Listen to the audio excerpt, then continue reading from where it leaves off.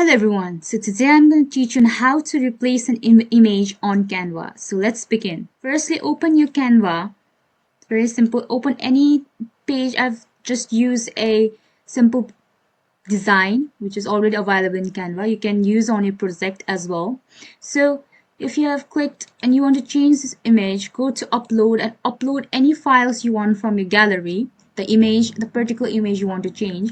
For now, for example, I want to change this, then go and drag ahead. So your image is changed. Here we go. The image is changed. You can drag your image around and adjust it. So this is how you can change your image on Canva. It's very simple. You can do it to how much you want. So you can change the image picture. You can go back, change it. So yeah, work according to your preferences. I hope you found this video useful.